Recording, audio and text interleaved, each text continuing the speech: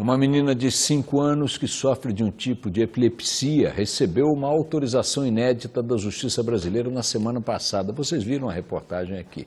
Ela poderá ser tratada com um remédio importado feito à base de maconha e que é proibido no Brasil.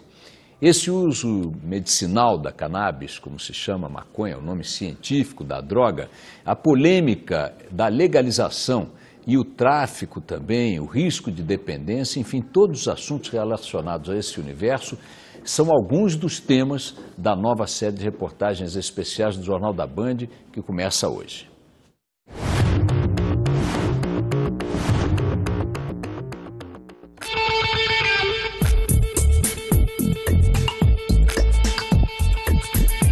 Faz quase um século que a maconha é demonizada em todo o planeta.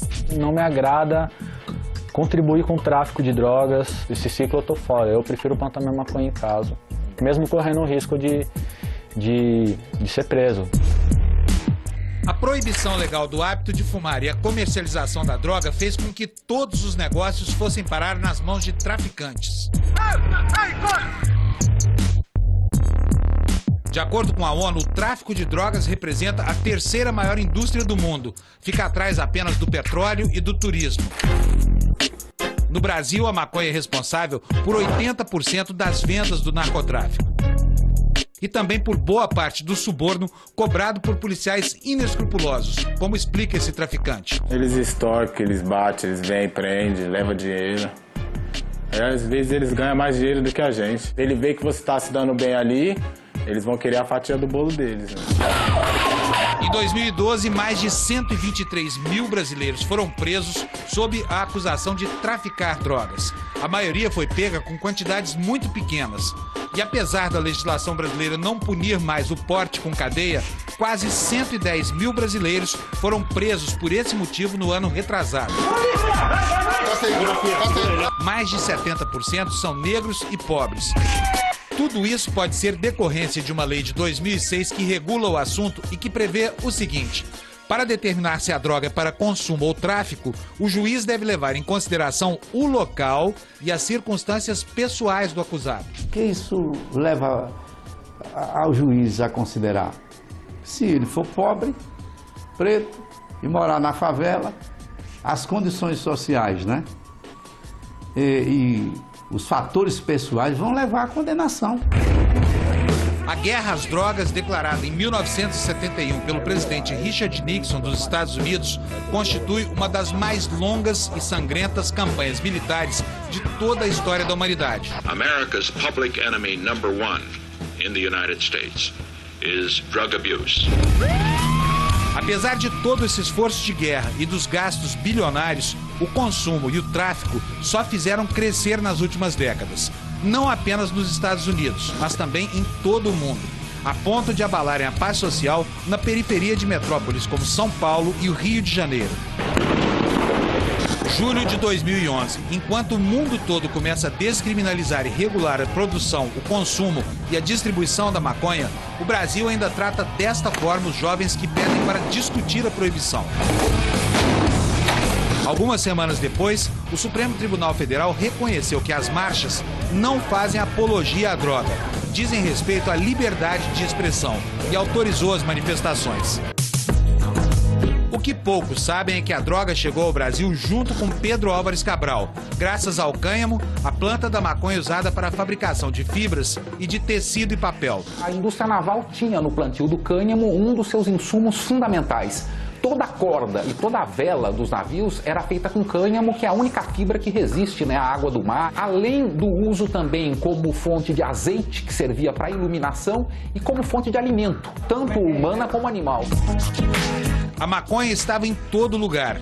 Era vendida até mesmo como remédio contra asma e bronquite, até começarem as proibições. O Brasil foi um dos primeiros países do mundo a adotar uma lei para restringir o uso da maconha. Em 1830, a Câmara dos Vereadores do Rio de Janeiro criou a chamada Lei do Pito de Pango. Ela impedia a venda em estabelecimentos comerciais e o uso da maconha em locais públicos. Impunha uma pena de 3 dias de cadeia para o negro que a fumasse e uma multa ridícula para os comerciantes brancos que a vendessem de apenas R$20 mil.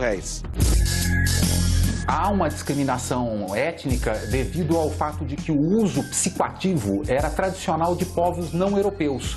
No caso, os árabes em relação à Europa, os africanos quando vêm para a América e, no caso dos Estados Unidos, os mexicanos. Durante quase um século, a maconha foi classificada como uma droga cujos efeitos deletérios se equiparam aos da heroína.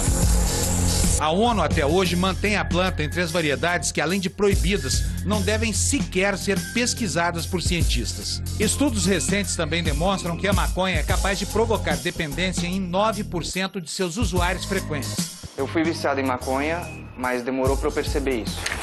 Ao longo do tempo, você não percebe mais muita coisa porque o seu sentimento vai ficando sempre o mesmo. Se alguma coisa ruim acontece, você fuma. Se alguma coisa boa acontece, você fuma. Se nada acontece, você também está fumando. Embora menor do que o do álcool, tabaco e cocaína, esse número é suficientemente grave para desautorizar os que idolatram a erva e afirmam que ela não provoca dependência. Que causa dependência, não tem dúvida, e quanto mais forte a maconha for que você estiver usando e mais precocemente você usar, maior é a chance de você ficar dependente.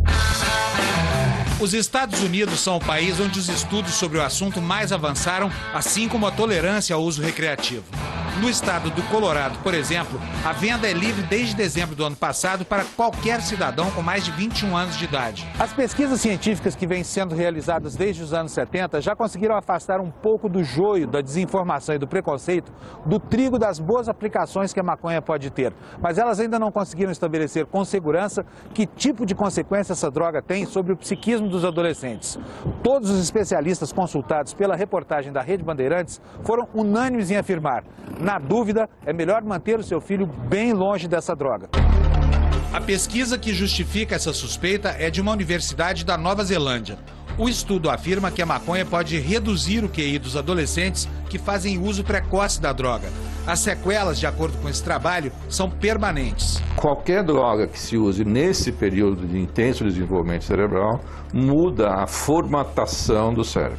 Adolescentes que começaram o uso da maconha, nessa faixa etária de desenvolvimento, tiveram prejuízo da memória, da atenção, da concentração.